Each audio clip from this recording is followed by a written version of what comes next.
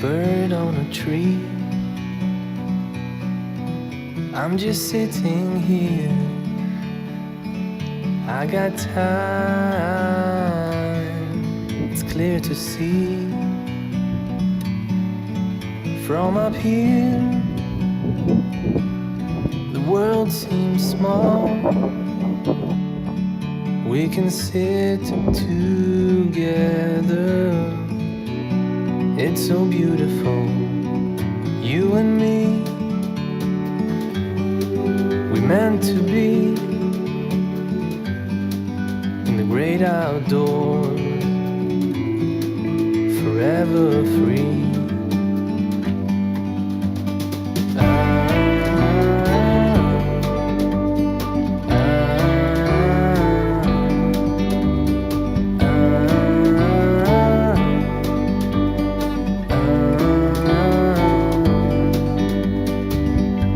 Sometimes you need to go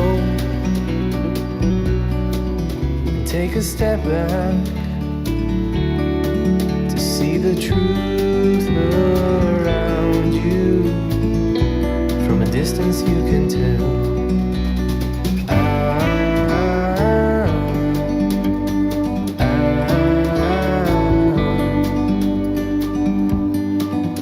You and me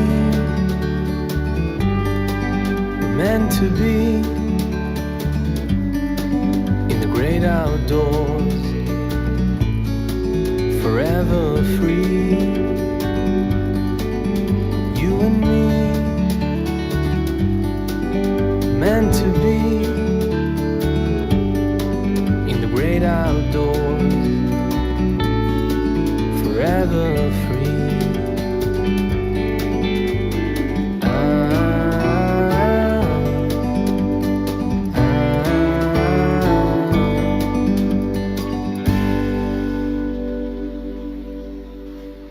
Alors bonjour, c'est Laetitia, bienvenue dans le module 2 Flammes Jumelles. Aujourd'hui nous allons parler de la rencontre des flammes jumelles.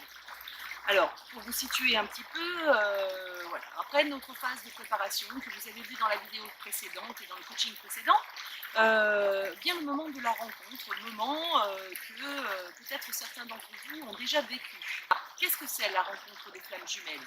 Comme vous le savez, je vous l'ai déjà expliqué, les flammes jumelles sont une seule et même âme à l'origine et elles sont vouées donc à se retrouver à un moment donné dans les incarnations pour pouvoir continuer leur expérience ensemble.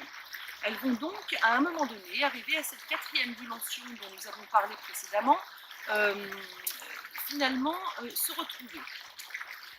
Donc le moment est arrivé, vous rencontrez votre flamme jumelle. Comment cela va-t-il se passer? Alors quand vous allez le rencontrer, vous allez le savoir en fait. Un pont énergétique se crée immédiatement entre les deux partenaires, un pont que rien ne pourra plus défaire. On le sent et parfois même on le voit. C'est un pont extrêmement dense qui part du thymus pour aller au thymus de l'autre et qui relie les flammes jumelles d'une manière impossible à défaire en fait. Une fois que ce pont est mis en place, plus rien ne pourra jamais défaire ou remettre en question ce lien qui vient de se créer ou de se recréer, puisque les flammes jumelles à l'origine étaient une seule et même âme. Une fois que ce pont se recrée, bien sûr, la difficulté va être d'intégrer cette nouvelle relation à votre vie de tous les jours, à votre vie quotidienne, aux expériences que vous étiez en train de mener. Même si les choses se sont préparées en amont, finalement, il va y avoir quand même un grand bouleversement au moment de la rencontre. Le bouleversement va se situer sur les 5 points d'expérience, à savoir la vie familiale, la vie sociale, la vie sentimentale bien sûr, la vie matérielle et la vie spirituelle. Ces 5 aspects vont être beaucoup bousculés et va en découler finalement le début d'une nouvelle aventure entre guillemets, hein, d'un nouveau processus d'évolution qui mène finalement les flammes jumelles à être dans l'unité, c'est-à-dire à se retrouver pleinement et à pouvoir évoluer ensemble dans une mission commune. Donc au moment de la rencontre, vous évoluez dans l'expérience de votre incarnation sur les 5 différents plans.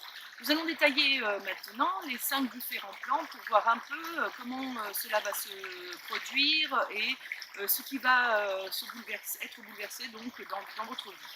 Nous allons commencer par le plan familial, puisque finalement c'est peut-être celui qui va être le plus impacté par cette rencontre avec votre flamme jumelle. Quand je parle du plan familial, je parle d'un ensemble de choses, c'est-à-dire votre famille d'origine, et puis bien sûr la famille que vous avez probablement construite jusqu'à la rencontre avec votre flamme jumelle. La difficulté va se trouver sur d'abord le point de cette famille que vous avez construite durant la première partie de votre vie. Les personnes qui évoluent autour de vous, votre famille, alors peut-être un conjoint, des enfants, forcément ne vont pas comprendre l'ampleur et l'impact que cette rencontre peut avoir sur votre vie. Là, 2 cas de figure se profilent. Pour la flamme éveillée, c'est-à-dire celle qui a conscience d'être en relation avec sa flamme jumelle.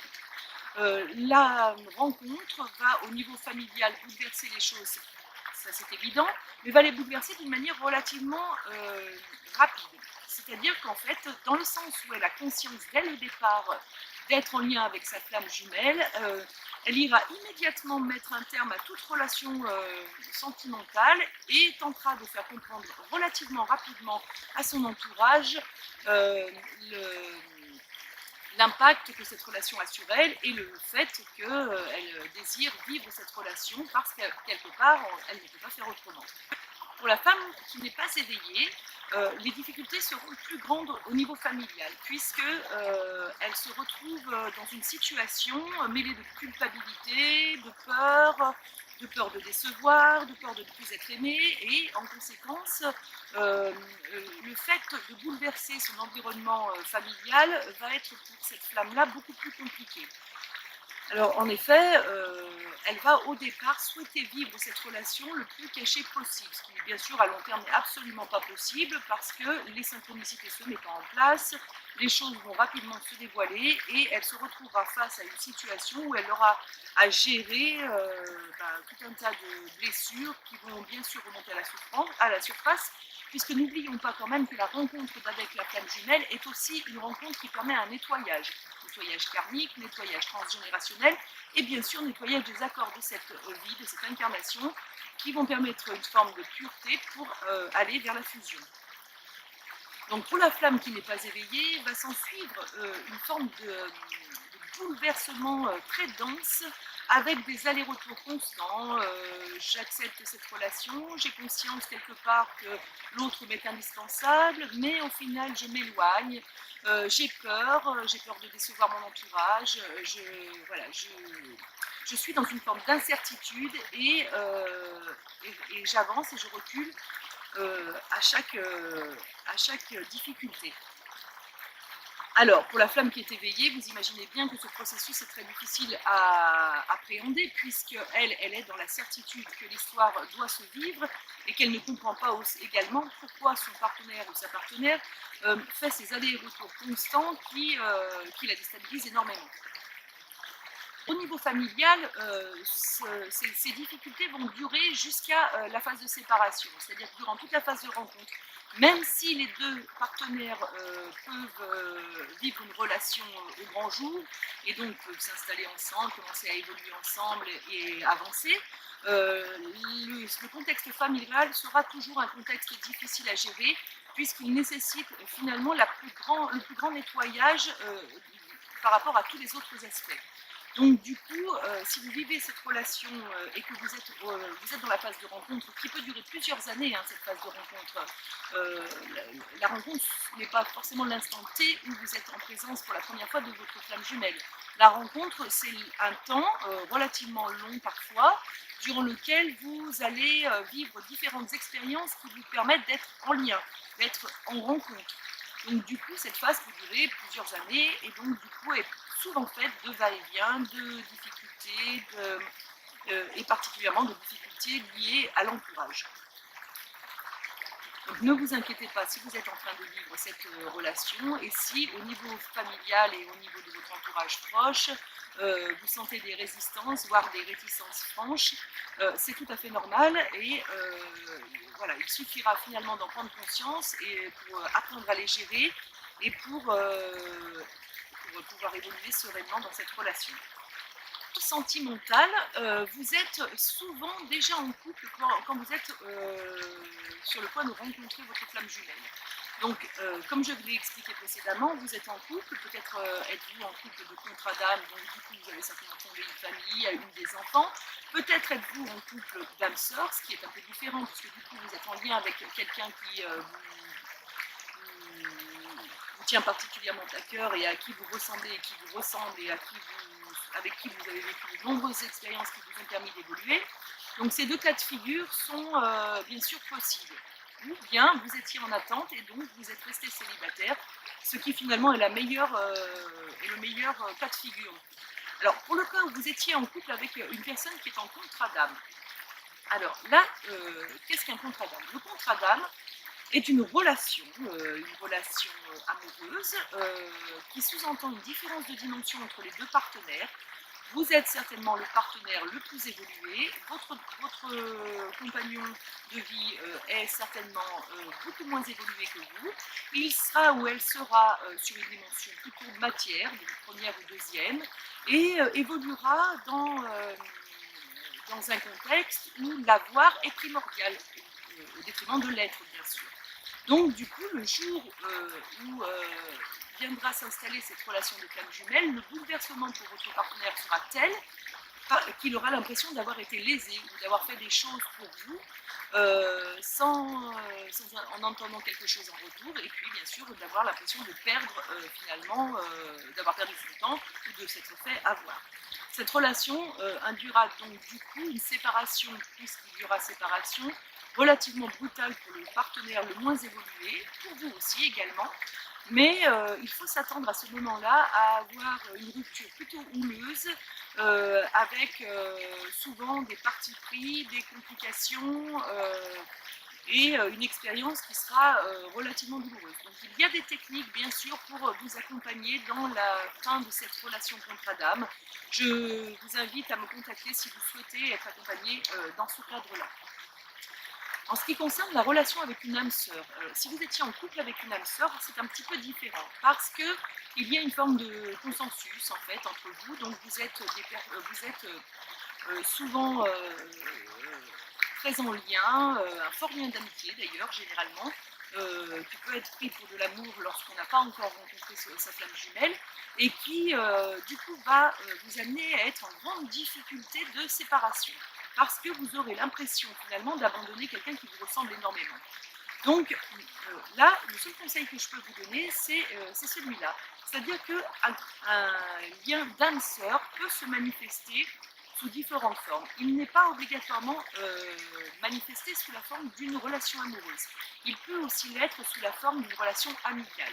Si vous êtes réellement en lien avec une âme sœur et que vous avez construit une partie de votre vie avec cette âme sœur, gardez à l'esprit que rien finalement ne pourra briser vraiment ce lien.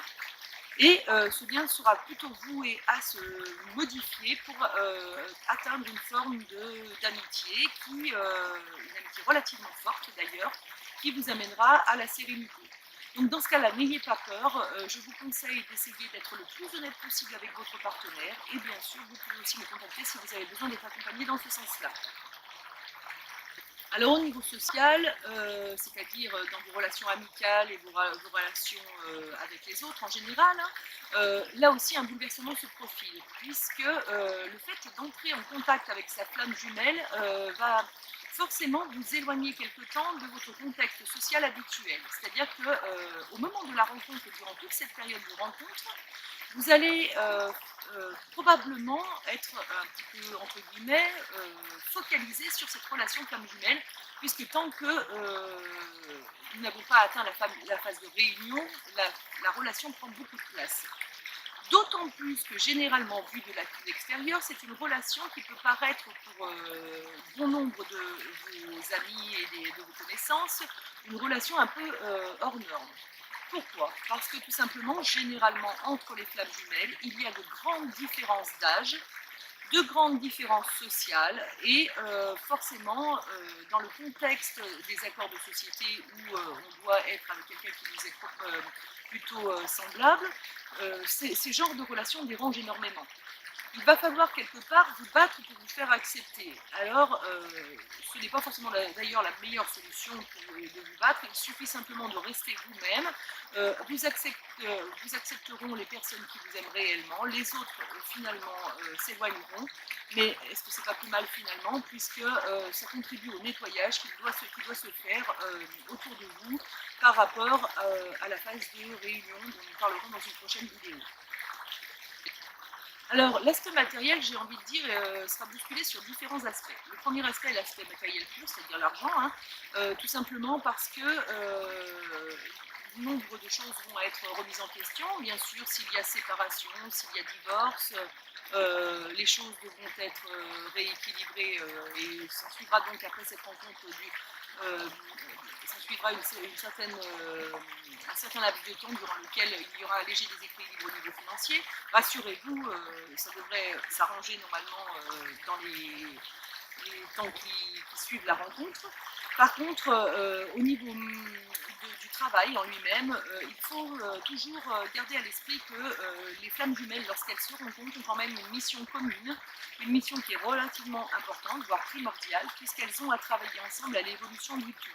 Elles se rencontrent sur des dimensions hautes, et c'est leur fusion, c'est-à-dire le fait qu'elles redeviennent une, qui va leur donner la force de transmettre un message qui sera primordial pour l'ensemble. Forcément, pour transmettre ce message, il y aura un bouleversement au niveau du travail, de la vie de travail, tout simplement parce que, pour donner un exemple, si vous étiez comptable au moment de votre rencontre, très clairement, en étant comptable, on ne peut pas transmettre de message. Donc, il faudra forcément aller vers quelque chose de peut-être un peu plus spirituel, avec un aménagement des choses, même si il faut quand même garder à l'esprit que l'aspect matériel est important puisque nous sommes dans l'incarnation. Certains aménagements devront se mettre en place. Ceci ne sera vraiment valable qu'à partir de la période où la fusion va démarrer.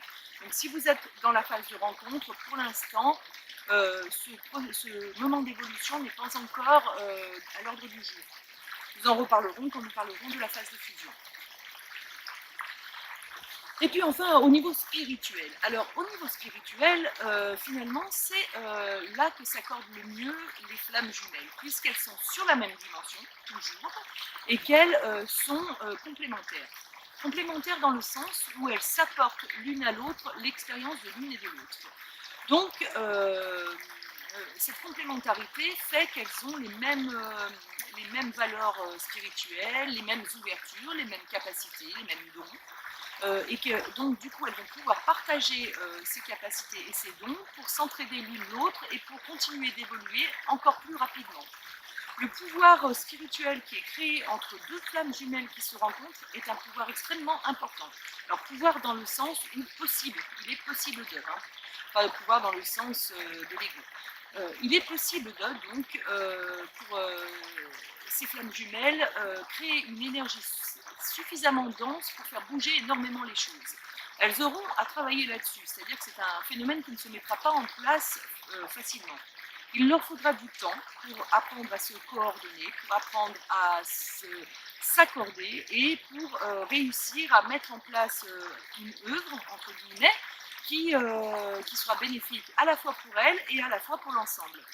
Donc, à partir du moment où le processus de fusion est engagé, vous verrez dans votre expérience que vous aurez une envie irrésistible de créer quelque chose avec votre flamme jumelle. Et cela est tout à fait normal puisque c'est dans l'ordre des choses pour les flammes jumelles. Nous allons revenir un petit peu sur le nettoyage qui s'opère au moment de la rencontre des flammes jumelles. Donc, je le redis, la rencontre est une phase qui peut durer pendant plusieurs années. Hein, c'est le fait de retrouver et de reconnecter avec sa flamme jumelle.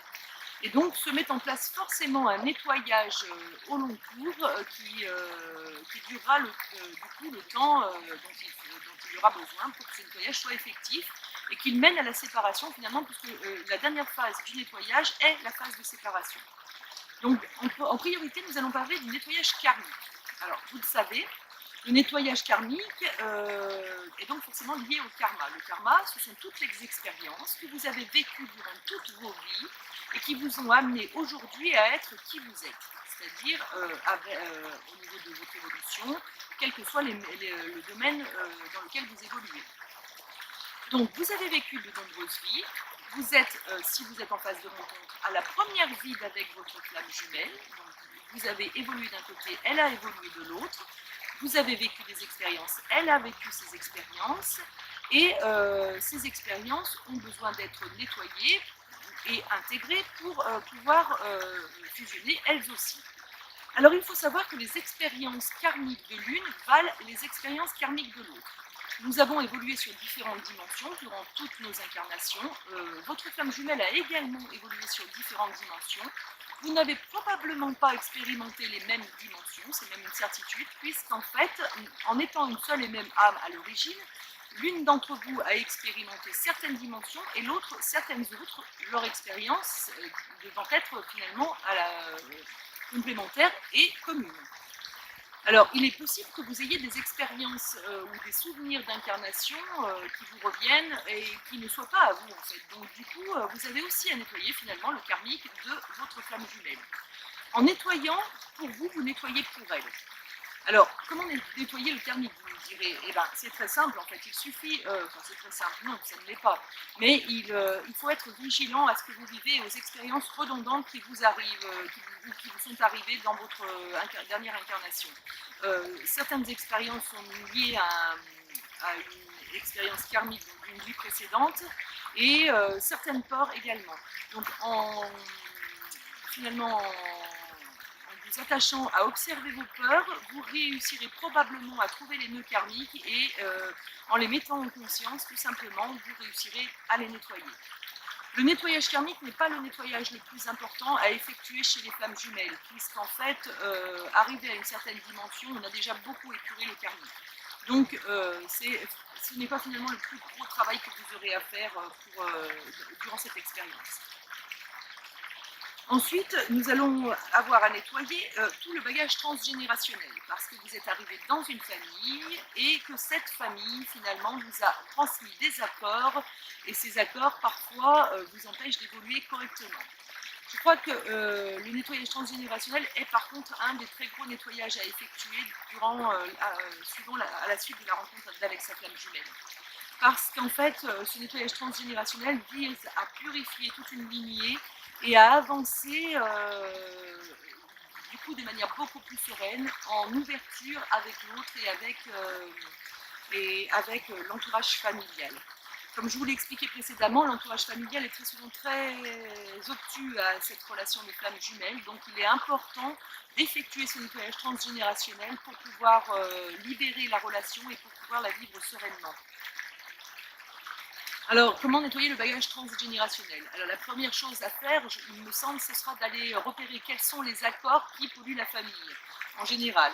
Donc, en parlant d'accords, on va simplement essayer d'observer comment réagissent les membres de la famille à telle ou telle expérience de vie, quelle a été l'histoire de la famille aussi au fil des générations. Ainsi, si nous avons des familles qui ont été déracinées d'un pays ou des familles qui ont vécu dans l'illusion, par exemple, que la femme est inférieure à l'homme, enfin, je vous donne des exemples comme ça qui sont comme ça parmi d'autres, hein. Il peut y avoir des centaines d'exemples différents. Forcément, cela aura une incidence sur vous et sur votre entourage, et donc il sera donc d'autant plus compliqué de nettoyer le transgénérationnel. Donc attachez-vous en priorité à aller voir les difficultés que votre famille rencontre ou a rencontrées durant son histoire. Et comme pour tous les nettoyages, c'est la mise en conscience qui va vous permettre de régler nombre de situations et de vous libérer de ce transgénérationnel qui peut parfois être extrêmement polluant. Alors bien sûr, si vous avez besoin d'un accompagnement pour vous aider à régler ces mémoires transgénérationnelles, n'hésitez pas à me contacter, nous pouvons faire un travail ensemble pour vous permettre d'avancer. Bien, le troisième nettoyage qu'il sera nécessaire d'effectuer pendant cette période de la rencontre sera un nettoyage de cette vie, cette incarnation dans laquelle vous évoluez depuis votre naissance. Vous avez forcément des mémoires depuis que vous êtes venu au monde, vous avez vécu nombre d'expériences qui parfois ont été traumatisantes, qui parfois vous ont apporté de la joie et du bonheur. Gardons donc celles qui ont été positives et attelons-nous à nettoyer celles qui l'ont été beaucoup moins. Simplement en revisitant vos traumatismes et peut-être vos difficultés pour pouvoir vous permettre d'avancer le plus sereinement possible. Alors, pour cela, un petit bilan s'impose généralement, à nettoyer les mémoires de cette vie actuelle est un gros travail très souvent, parce que ce sont les mémoires les plus récentes et donc celles qui ont le plus d'impact sur nous. Les nettoyer, ça sous-entendra que vous allez devoir refaire un retour en arrière dans votre vie, un retour que vous n'avez peut-être pas forcément envie de faire, un retour qui peut peut-être être difficile à effectuer, mais je vous engage réellement à le faire parce que tant que ce retour en arrière ne sera pas vraiment effectué, vous aurez beaucoup de mal à avancer dans la relation flamme jumelle. Il est nécessaire d'effectuer une vraie purification de votre incarnation actuelle pour pouvoir avancer réellement et dépasser toutes vos peurs qui vous empêchent et qui vous empêcheront à l'avenir également d'avancer si vous ne le faites pas. Donc toujours la même chose, vous pouvez me contacter si vous avez besoin. Alors n'oublions pas que la relation flamme jumelle est avant tout et particulièrement pendant la période de la rencontre une relation de dualité. La dualité tout simplement parce que se joue une expérience entre le féminin et le masculin qui ont à s'unir, mais également parce que se joue une expérience entre la matière, l'incarnation et l'âme, donc l'être, et que se joue également une véritable dualité entre la peur et l'amour.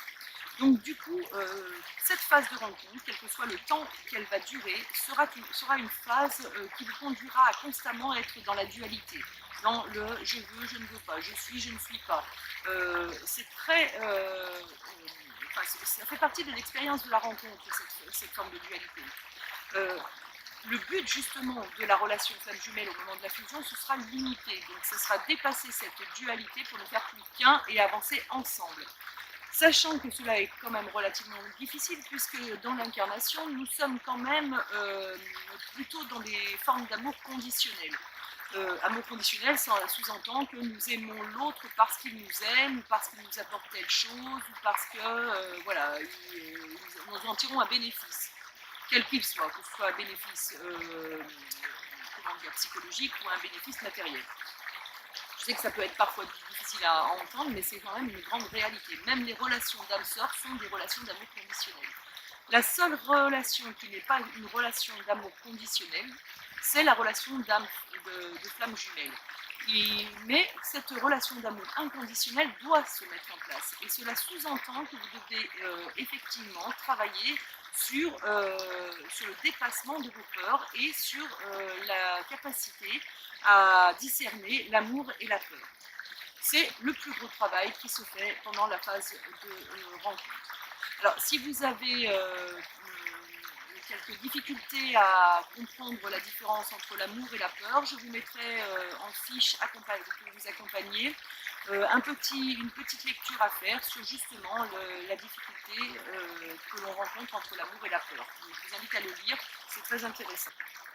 Donc voilà pour aujourd'hui et ce coaching sur la deuxième phase, la phase de rencontre. Alors bien sûr c'est comme toujours, hein, si vous avez des questions, n'hésitez pas à me contacter, je vous répondrai sous 48 heures. Si vous voulez aller un peu plus loin et que vous avez besoin d'un coaching plus personnalisé, vous savez qu'il y a un onglet sur le site, je vous mettrai le lien pour pouvoir bénéficier d'un coaching personnalisé. Et je vous dis à bientôt pour le troisième module, qui est le module concernant la séparation des flammes jumelles.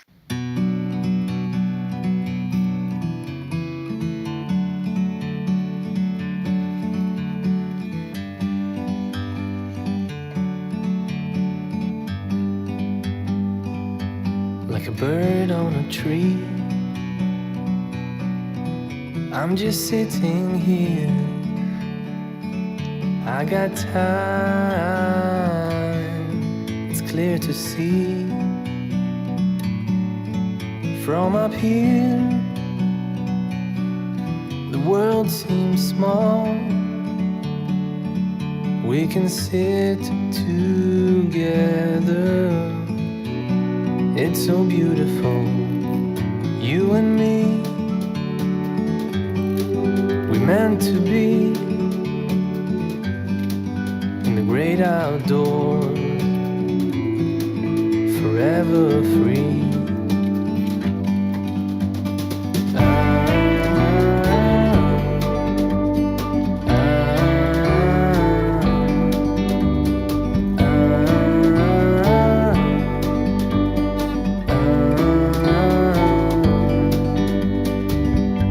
Sometimes you need to go and take a step back to see the truth around you. From a distance you can tell.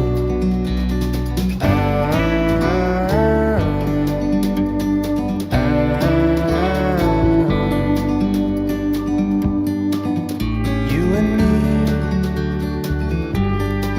were meant to be in the great outdoors, forever free. You and me, meant to be in the great outdoors.